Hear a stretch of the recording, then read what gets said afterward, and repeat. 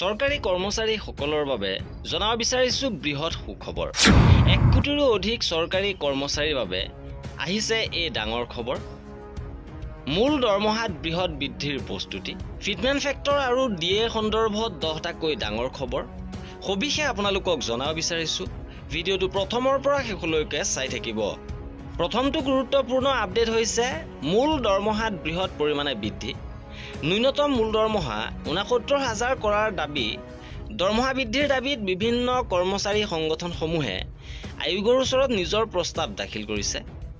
NCJCM আৰু all India defence employees ফেডাৰেচনে ন্যূনতম মূল দৰমহা 69,000 টকা কৰাৰ দাবী জনাইছে।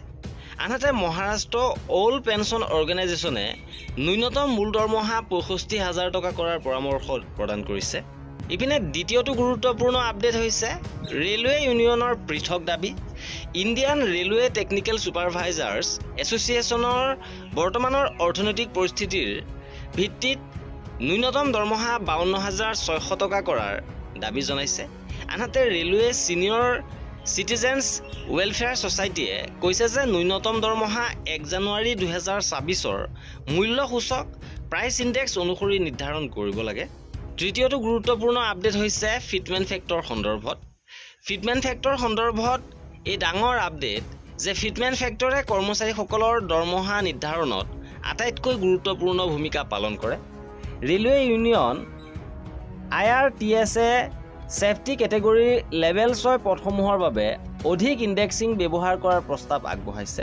তেওঁলোকে 2.92, 3.50 আৰু 3.80 ফিটমেন্ট ফেক্টৰ প্ৰয়োগ কৰাৰ পৰামৰ্শ প্ৰদান কৰিছে।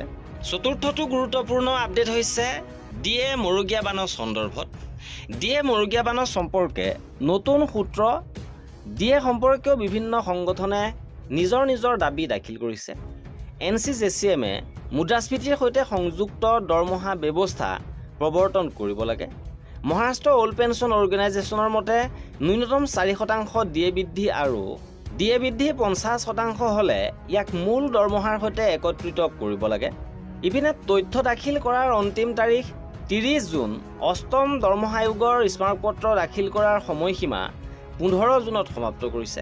অৱশ্যে হিতাধিকাৰীৰ বাবে অনলাইন ডাটা ছাবমিছন কৰাৰ পৰ্টেল 30 জুন 2024লৈকে খোলা থাকিব। ইপিনে 6 নম্বৰটো বৃহৎ আপডেট হৈছে আয়োগৰ সদস্যসকল। অষ্টম দৰমহা আয়োগৰ অধ্যক্ষ হৈছে সৰ্বোচ্চ ন্যায়ালয়ৰ প্ৰাক্তন ন্যায়াধীশ ৰঞ্জনা প্ৰকাশ দেশাই। তেওঁৰ সৈতে আয়োগত আছে প্ৰধানমন্ত্ৰীৰ বিত্তীয় পৰামৰ্শদাতা পৰিষদৰ সদস্য প্ৰফেচৰ পুলক ঘোষ, প্ৰাক্তন IAS বিষয়া পংকজ জৈন। ইপিনে আন এটা গুৰুত্বপূৰ্ণ আপডেট হৈছে যে এইবাৰ উৰিষ্যা আৰু পশ্চিমবংগ ভ্ৰমণ কৰিব। কৰ্মচাৰী সংগঠনসমূহৰ সৈতে পোনপটীয়াকৈ আলোচনা কৰাৰ বাবে আয়োগে বিভিন্ন ৰাজ্য ভ্ৰমণ কৰি আছে।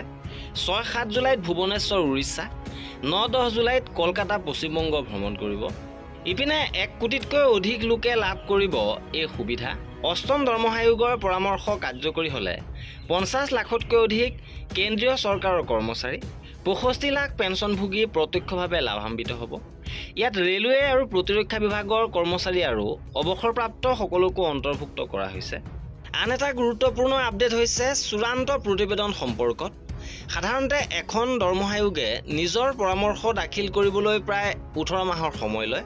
সেই অনুসৰি ফেব্ৰুৱাৰী 2027ৰ আগতে চূড়ান্ত প্ৰতিবেদন অহাৰ সম্ভাৱনা কম।